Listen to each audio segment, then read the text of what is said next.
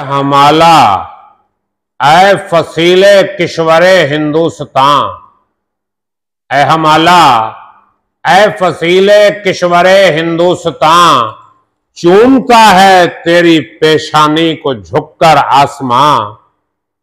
तुझ में कुछ पैदा नहीं देरीना रोजी के निशान, तू जमा है गर्दिशे शामो सहर के दरमियान।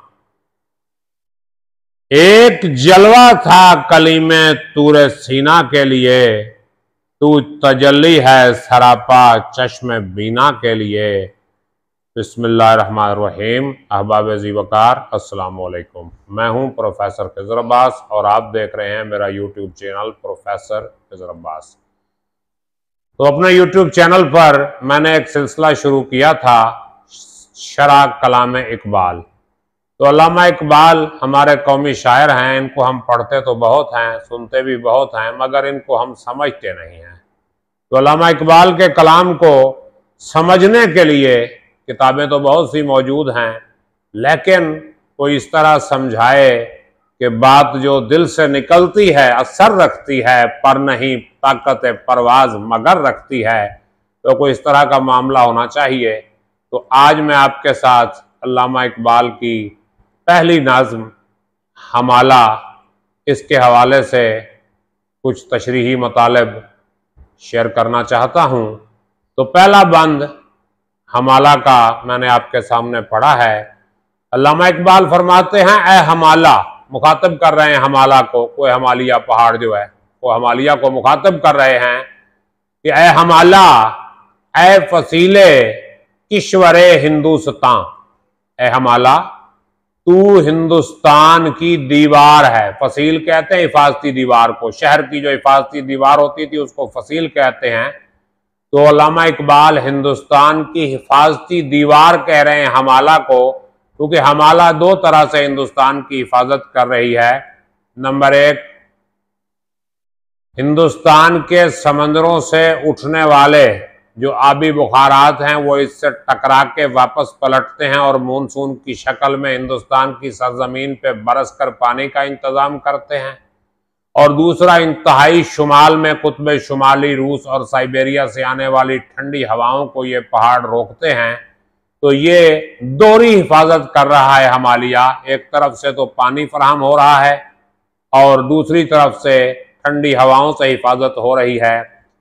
और तीसरा, उधर से जो तातारी वगैरह आते थे उनके लिए भी ये कुदरती हिफाजत बनी हुई है। तो अल्लामा इकबाल बजा तौर पे हिंदुस्तान की फसील कह रहे हैं या हिफाजती दीवार कह रहे हैं हमाला को, और बात भी ऐसे ही है।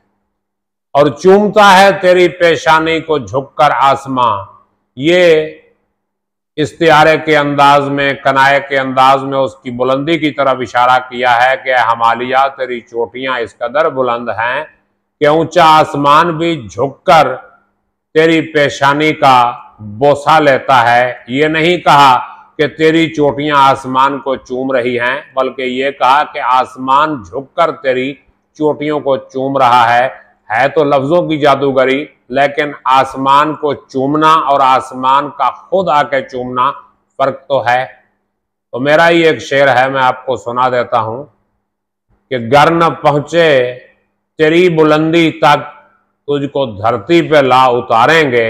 तो ये वही बात है जो इकबाल ने कही कि आसमान झुक के हिमालय की बुलंदोबाला चोटियों को चूम रहा है।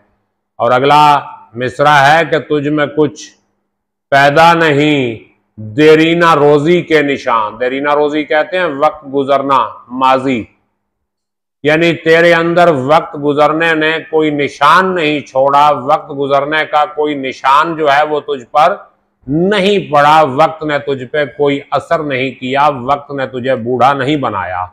और तू जवां है गर्दिशे शामो सहर के दरमियान, शाम और सुबह अपनी अपनी गर्दिश कर रहे हैं, मगर है हमाला तू जवान है। ये कुल 8 बंद हैं और आज हम इसके 4 बंदों की तशरीह करेंगे और फिर देखेंगे कि आपका इन पे क्या रद्द अमल आता है। इसको पसंद करते हैं सिलसिले को या नहीं करते। अगर पसंद करेंगे तो फिर यकीनन हम ये सिलसिला जो है आगे चलाएंगे।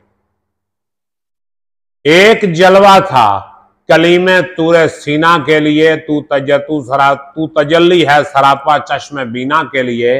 अब अल्लामा इकबाल कहते हैं कि हजरत मूसा अलैहिस्सलाम कलीमुल्लाह ने कोहे तूर पर एक जलवा देखा, मगर जो दिल की आंखें रखते हैं वो तेरी चोटियों पर सर से लेकर पैरों तक जलवे ही जलवे देखते हैं। यानी ये हमाला तेरे अंदर कुदरत खुदाबंदी की बेशुमार निशानियां मौजूद हैं।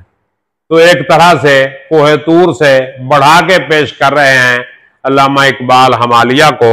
तो इसको मुबालगा कहते हैं, ये शायरी का हुस्न है। मुबालगा यानी बात को बढ़ा चढ़ा के बयान करना, इसको शायरी का हुस्न कहा जाता है।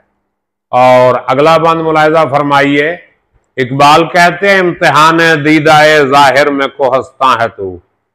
इम्तिहान दीदाए जाहिर का मतलब है कि देखने वाली आंखें तुझे सिर्फ एक पहाड़ समझती हैं। इम्तिहान दीदाए जाहिर में को हंसता है तू, पासबां अपना है तू, दीवारे हिंदुस्तान है तू। तू अपना पासबां है, हमारा मुहाफिज है, हमारी हिफाजत करने वाला है, और तू हिंदुस्तान की दीवार है। वही बात हो रही है फसीले किश्वर हिंदुस्तान, उसी को एक दूसरे अंदाज में बयान किया है कि तू हिंदुस्तान की दीवार है और मतलाए अव्वल फलक जिसका हो वो दीवा है तू। जिसका मतलाए अव्वल फलक है, यानी ऐ हमाला अगर तुझे एक शायर का दीवान समझा जाए तो उसका पहला शेर आसमान है। ये बुलंदी की तरफ इशारा है कि हमाला तू इस कदर बुलंद है कि तेरी पहली बुलंदी आसमान के हम पल्ला है। और सुए खलवत गाहे दिल दामन कशे इंसान है तू, यानी दिल की खलवत गाह है एक शायर का, एक अदीब का दिल, वो तेरे पास आके तन्हाई पाएगा और तू इंसान के दामन को अपनी तरफ खींचती है। यानी ऐ हमाला तेरे अंदर इतना हुस्न है, तेरे अंदर इतनी कशिश है कि दिल और इंसान के दामन को पकड़ लेती है। और अब बर्फीली बर्फपोश चोटियों के बारे में इशारा करते हुए इकबाल कहते हैं कि बर्फ ने बांधी है दस्तारे फजीलत तेरे सर, यानी हमाला तेरे सर पर बर्फ ने दस्तारे फजीलत बांध दी है, फजीलत वाली पगड़ी बांधी है तेरे सर पे बर्फ ने। और खंदा जन है जो निगाहे मेहरे आलम ताब पर, खंदा जन है जो कुलाहे मेहरे आलम ताब पर। कुलाहे मेहरे आलम ताब दुनिया को रोशन करने वाले सूरज की पगड़ी पे जो हंस रही है। मतलब ये कि तेरे पहाड़ों की चोटियों पर जो बर्फ जमी है वो इस कदर चमक दमक रखती है कि सूरज की चमक दमक उसके सामने कुछ भी नहीं, और वो सूरज की चमक दमक पे हंस रही है। तो आगे आ जाएं, तीसरा बंद है। इकबाल कहते हैं तेरी उम्रे रफ्ता की एक आन है अहदे कोहन, यानी ये जो पुराना दौर है माजी पास्ट, ये तेरी गुजरी हुई उम्र में एक लम्हे के बराबर है। तेरी उम्रे रफ्ता की एक आन है अहदे कोहन, यानी जो माजी है, जो गुजरा हुआ वक्त है, ये तेरी उम्र के मुकाबले में सिर्फ एक लम्हे की हैसियत रखता है। और वादियों में हैं तेरी काली घटाएं खीमाजन, तेरी वादियों में काली घटाओं ने अपना खीमा डाला हुआ है। पहाड़ों के नीचे रहते हैं बादल, चोटियों पर नहीं जाते। हिमालय की चोटियां बहुत ऊंची हैं, इसलिए वो कहते हैं इकबाल के पहाड़ों के ऊपर बादल नहीं हैं बल्कि वादियों में है। वादी जो है पहाड़ के दरमियानी इलाके को कहते हैं। और चोटियां तेरी सुरैया से हैं सरगर्म सुखन, तेरी चोटियां यानी तेरी बुलंदियां जो हैं सितारों से गुफ्तगू कर रही हैं। सुरैया से हैं सरगर्म सुखन, और तू जमीन पर आसमान से बातें करना, सितारों से बातें करना, ये मुहावरा है। इसका मतलब है बहुत ऊंचा होना, बहुत बुलंद होना। और तू जमीन पर और पहनाए फलक तेरा वतन, तू जमीन पर है और आसमान का इलाका जो है वो तेरा वतन है। यानी तू तो जमीन पे है लेकिन असल तेरा वतन आसमान है, यानी उसकी बुलंदी की तरफ इशारा किए जा रहे हैं इकबाल। और चश्माए दामन तेरा आईनाए सयाल है, यानी तेरे दामन में जो चश्मे बह रहे हैं वो इतने साफ हैं गोया आईना पानी की शक्ल में बह रहा है, बहने वाला आईना। आईनाए सयाल है, चश्माए दामन तेरा आईनाए सयाल है। दामन मौजे हवा, जिसके लिए रुमाल है और मौजे हवा का दामन जो है उसके लिए रुमाल बना हुआ है, उसको साफ कर रहा है, उसमें सफाई कर रहा है। यानी तेरे दामन के जो चश्मे हैं वो क्या हैं? आईना सयाल हैं, बहते हुए आईने हैं। और हवा की मौजें जो हैं उसके लिए रुमाल का काम कर रही हैं, यानी हवा की वजह से उनकी सफाई हो रही है। तो अगले बंद की तरफ आए, चौथे बंद की तरफ। कि अब्र के हाथों में रहवारे हवा के वास्ते, हवा का रहवार कहते हैं घोड़े को। हवा के घोड़े के लिए अब्र के हाथों में, बादल के हाथों में क्या हुआ? ताजियाना दे दिया बर के सरे कोसार ने, पहाड़ पर चमकने वाली बिजली ने क्या दे दिया? ताजियाना, कोड़ा दे दिया, ताजियाना दे दिया बर के सरे कोसार ने। और है हमाला कोई बाजीगाह है तू भी जिसे, है हमाला तू कोई बाजीगाह है। बाजीगाह कहते हैं खेल के मैदान को। है हमाला तू कोई खेल का मैदान है, प्लेग्राउंड है, प्लेइंग फील्ड है। कैसे प्लेइंग फील्ड है? क्या हो रहा है उस प्लेइंग फील्ड में?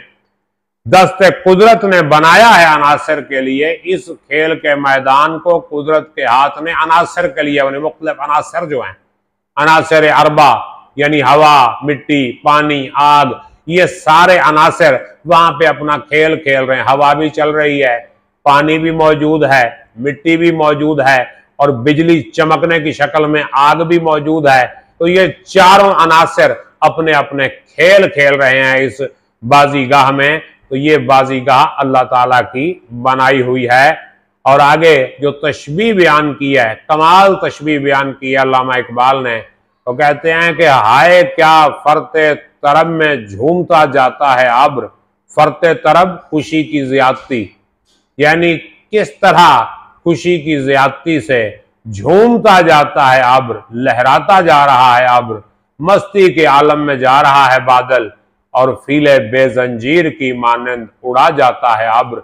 बादल ऐसे उड़ रहा है जैसे किसी हाथी की जंजीर खुल गई हो, फीले बेजंजीर यानी आजाद हाथी की मानंद जो है वो अब्र उड़ा जा रहा है। तो ये तशबीह बहुत आला किस्म की अल्लामा इकबाल ने दी है और ये उनकी पहली नज्म है जो उन्होंने अपनी पहली किताब बांगे दरा के शुरू में लिखी है। उम्मीद है ये अशार आपकी समझ में आए होंगे और अगर किसी बात की समझ नहीं आई तो कमेंट में सवाल कर लें, मैं इंशाअल्लाह उसका जवाब दूंगा आपको।